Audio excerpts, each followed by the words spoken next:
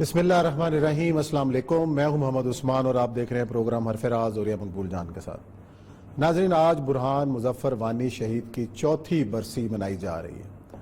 मकबूजा कश्मीर के इस वक्त के हालात ये हैं कि पूरी वादी में इस वक्त हड़ताल की जा रही है और उस बुरहान मुज़फ़्फ़र वानी की बेमिसाल कुर्बानी को याद किया जा रहा है। पाकिस्तान के अंदर भी उसकी आज याद मनाई जा रही है कि किस तरीके से बुरहान मुज़फ़्फ़र वानी ने तहरीक आज़ादी कश्मीर को एक नया रुख और एक नया अंदाज जो है वो दिया, और आज उसका काफ़िला जारी व सारी है।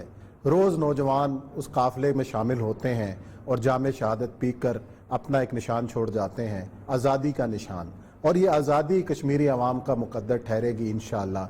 आज हम उसी बुरहान मुज़फ़्फ़र वानी की कुर्बानी को याद करते हैं, उसी की बातें करते हैं, और आज हमारा पहला सेगमेंट, बल्कि पहले दो सेगमेंट उसी बुरहान मुज़फ़्फ़र वानी के हैं। और प्रोग्राम के आखिर में हम जिक्र करेंगे कि चीफ जस्टिस ऑफ पाकिस्तान ने एहतसाब अदालतों की तादाद में इजाफे का हुक्म दिया है कि 120 नई अदालतें कायम की जाएंगी ताकि ज़ेर अल्तवा मुकदमात जल्दी से निपटाए जाएँ।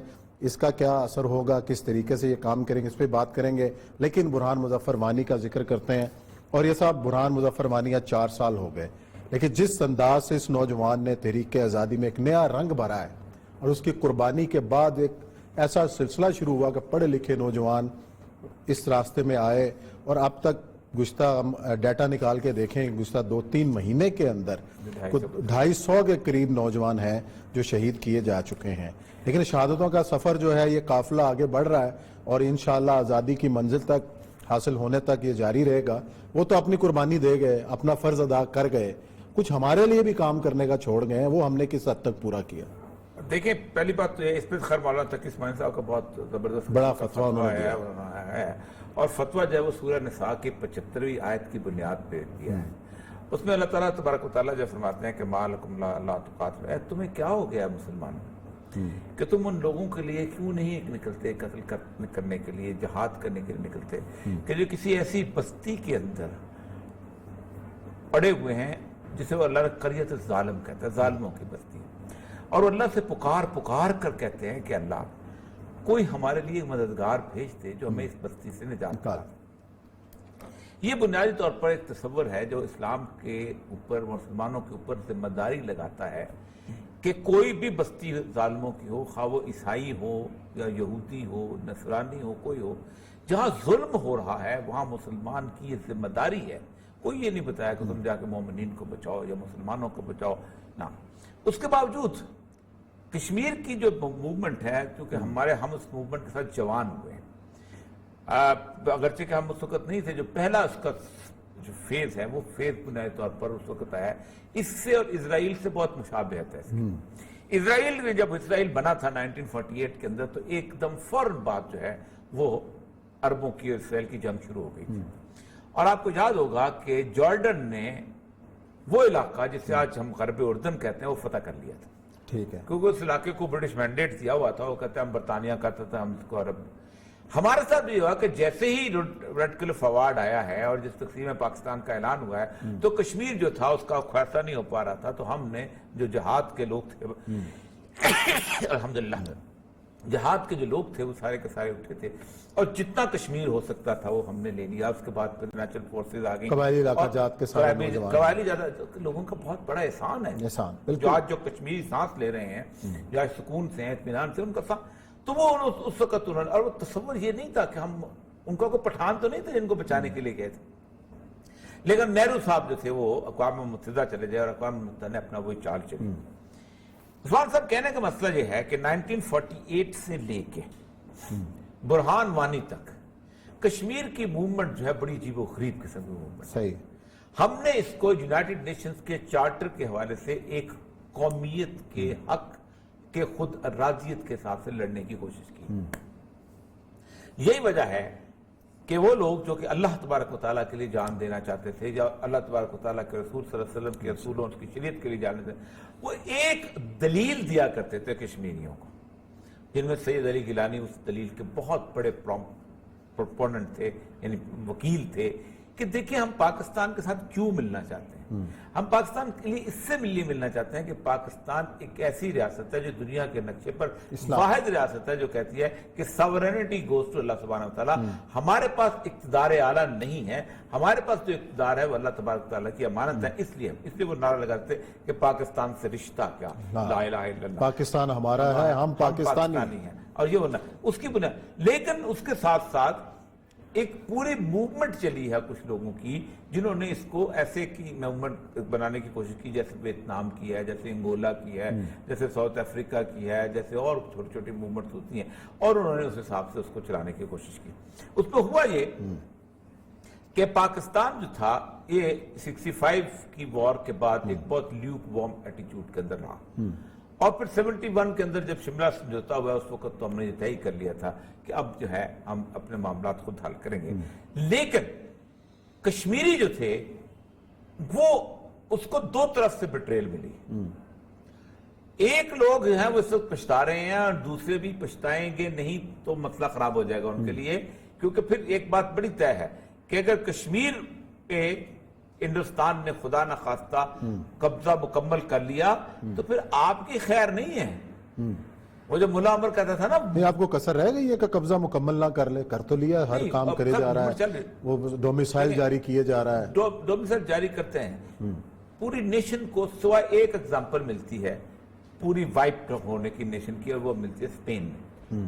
کسی اور جگہ یہ مثال بالکل صفایا, اور صرف مسلمانوں کا نہیں, ہر اس قوم کا, یہودیوں کا صفایا. آپ اندازہ کریں کہ یہودیوں کا جو سب سے بڑا عالم ہے نا, پوری 3000 سال کی تاریخ کا عالم جو ہے اس کا نام ہے موسیٰ بن میمون.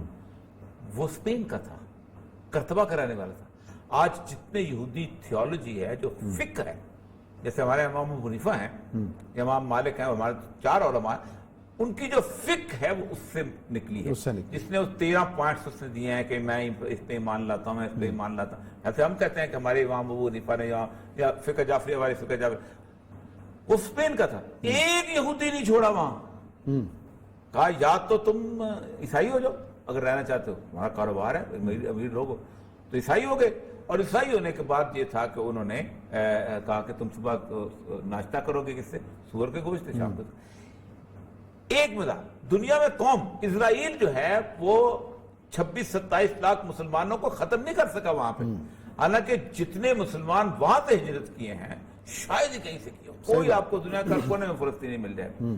یہ ابھی مسلمانوں کے خلاف جو شام میں ہو رہا ہے, ادلب میں جو ہے 60 لاکھ, شام ختم نہیں کیا جا سکتا. لیکن ڈیزائن یہی ہے کہ ان کو ختم کیا جائے. کس طرح ختم کیا جائے کہ پورے کے پورے ملک آپ کو انگلف کر لیا جائے, سارے ایک رنگ میں رنگ لیا جائے. اس رنگ میں رنگنے کے اوپر 25 کروڑ مسلمان رنگے گئے تھے. کہاں کے؟ انڈیا. 2 جگہ سے کشمیریوں کو دھوکہ ملا ہے. ایک جگہ ریئلائزیشن اتنی شاندار ہو چکی ہے, اتنی شاندار ہو چکی ہوئی ہے کہ اس وقت اندر بیٹھا ہوا بندہ جو ہے, جو اندور کے اندر بیٹھا ہے, جو کیا نام ہے اپنا دلی کے اندر بیٹھا ہے, کھلنا کے اندر, کسی بھی جگہ بیٹھا ہوا ہے, وہ ایک بات ضرور کہتا ہے کہ ہم پر جو مودی چڑھ دوڑا ہے, ہم اس لیے چڑھ دوڑا ہے کہ ہم نے کشمیریوں کا ساتھ نہیں دیا. یہ ہمارا ایک قسم کا پچھتاوا ہے جو وہ چلا جا رہا ہے. برہان وانی نے ایک عجیب و غریب نعرہ دیا تھا, اور آج یہ میرے سامنے انڈین ایکسپریس کا وہ اس کی شہادت کے 2 دن کے بعد کا وہ صفحہ کھلا ہوا ہے. یہ انڈین ایکسپریس ہے. Al Qaeda and the Indian sub corner ask Kashmiri Muslim to follow Burhan Wani's footstep. آپ اندازہ کریں, ہم القاعدہ چونکہ ہم نے گالی بنا دی ہے, حالانکہ القاعدہ نے ساتھ دیا تھا, اس کا بہت بڑا ساتھ دیا تھا ملا عمر کا, اور ابھی وائنڈ اپ کیا انہوں نے سارا کا سارا. برہان الدین وانی نے کہا تھا دیکھو قومیت کے نام سے جتنا بھی آپ اپنے آپ کو تسلی دو گے نا, لوگوں میں وہ جذبہ شہادت نہیں آتا جو جذبہ شہادت اسلام دین کے نام پہ, اسلام پہ.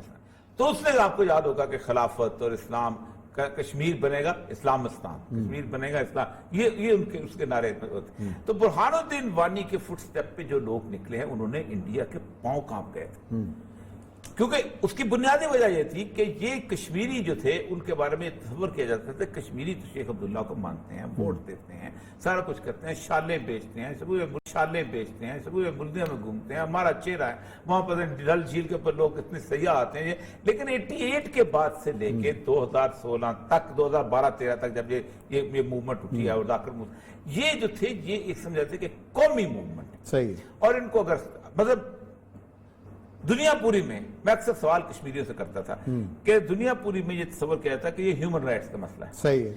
ہمارے پروگرام میں آسیہ اندرابی آئی تھی، تو آسیہ اندرابی نے کہا کہ میں نے ان کشمیریوں سے کہا اور انڈیا کے لوگوں سے کہا کہ کیا انڈیا میں کشمیر کو اگر ہیومن رائٹس مل جائے تو کشمیر کا مسئلہ حل ہو جائے گا؟